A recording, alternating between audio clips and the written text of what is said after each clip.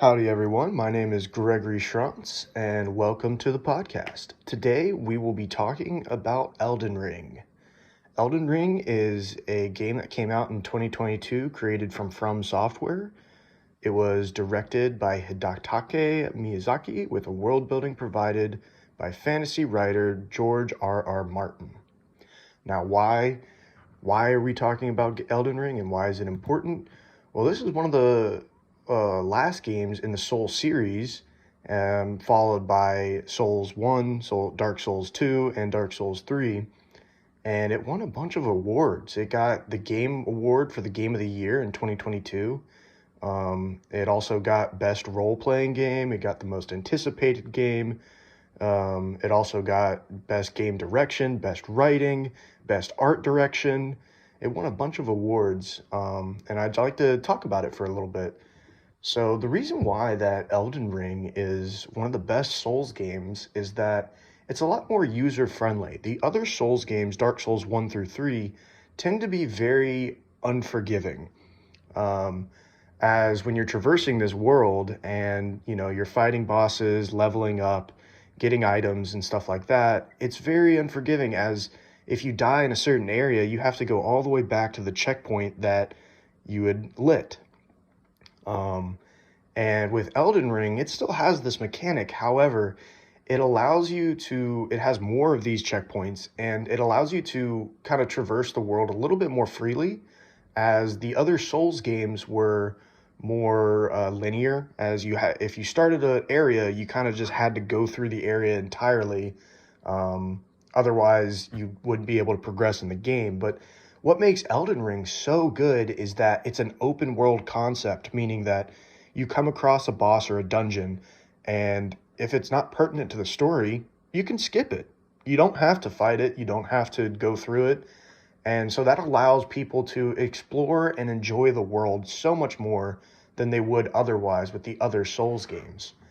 According to Bushy, a popular YouTuber with over 300,000 subscribers, states that, Elden Ring is the easiest of the other Souls games, but it doesn't lose the satisfaction when beating dungeons or bosses.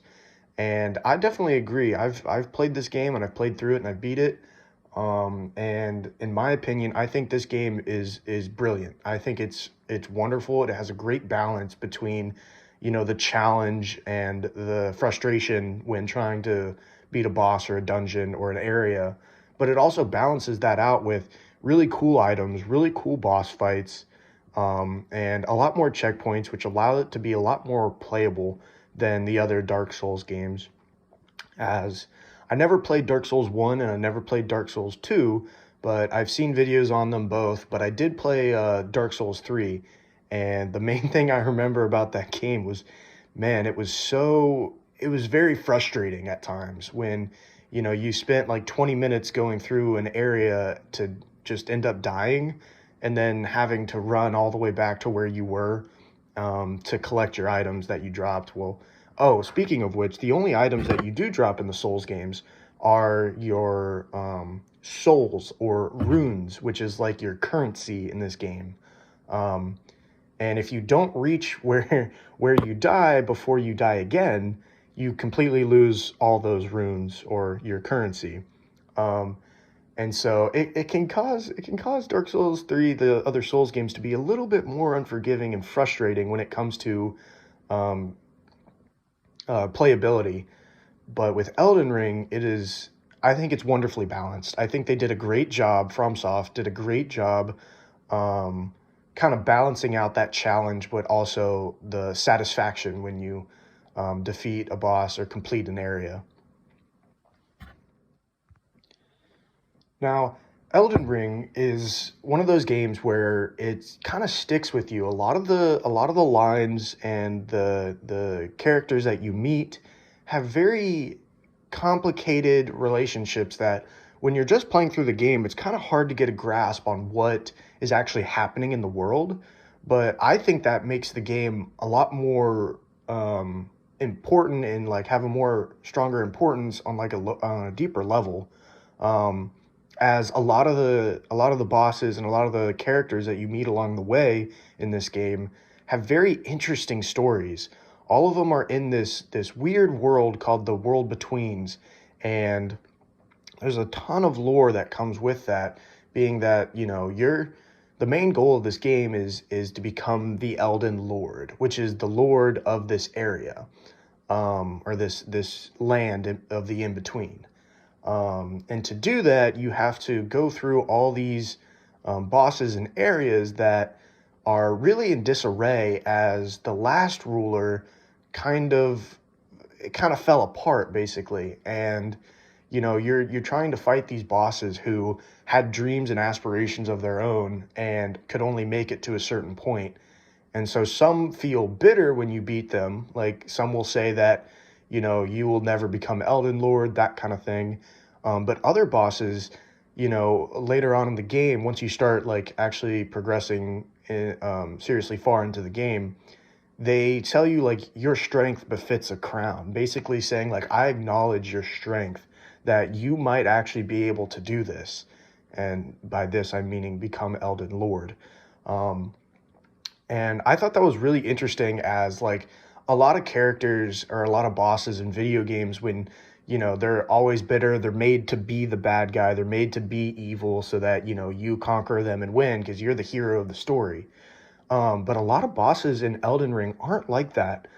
Many of the bosses will not say anything, but once you start further progressing, some will actually open up after you defeat them and give really interesting story bits.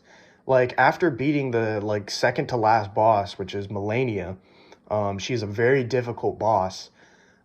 Took me many hours to beat it. I'm pretty sure it took me around 5 hours to beat it. She basically says that, I acknowledge your strength. That, if you continue the way you are, you will be Elden Lord, which is really interesting, as, many bosses in video games don't really have that like connection to the characters and like the heroes of the story. They're always, vengeful or upset or frustrated that they lost for obvious reasons. But I think Jacksepticeye, another popular YouTuber with around, I'm pretty sure it's around 13 million subscribers, basically loves this part of the game. This is why that he said he loved Elden Ring so much, because of the fact that, a lot of these characters have very interesting backgrounds and stories, and the lines that they say to you, while being very, very minimal, they have very important things to say. And I thought that was very, very interesting. Now, moving on to the gameplay of Elden Ring. So Elden Ring acts as your typical, I wouldn't say first-person shooter, but it's a third-person battle RPG, which allows you to traverse this open world with different types of weapons at your use. So you can use melee weapons, be single-handed, dual-wielding. There is a magic system, so you can upgrade your intelligence or your faith to learn different spells and use them and be more powerful when you're fighting bosses or different areas. There's a wide variety of items so that you can have different talismans, which will boost your character for certain stats. There's throwable items, there's unique items, and all of these can be found throughout the world, and none of it is behind like a paywall, like most other games where, you have to pay to win. Elden Ring is one of those games where, you make that first purchase and now the world is open to you. You can do whatever you want depending on which way you decide to go. And I really love that. I am particularly more of an open world gamer, as you could say.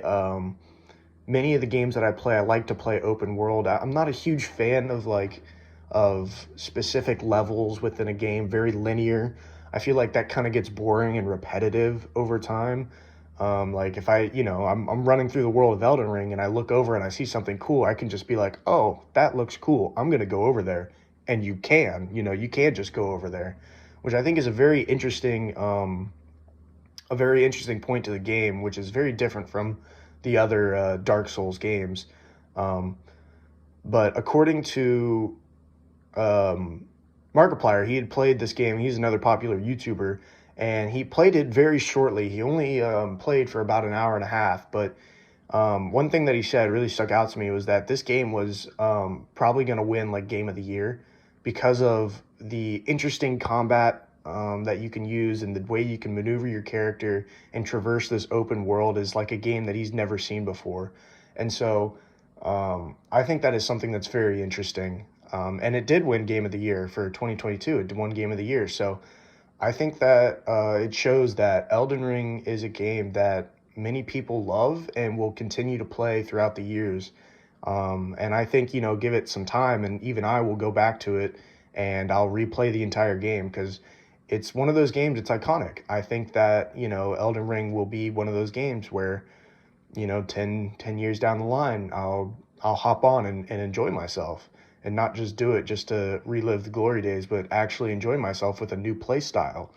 Because the world being so big, you can't really play it the same way twice. It's different experiences for every time that you play it. But that concludes my Elden Ring podcast, where we talked about Elden Ring and why it's so important to me and so important to many other players out there today in this world of video games. And so I hope you enjoyed, and I'll see you guys soon. Thank you.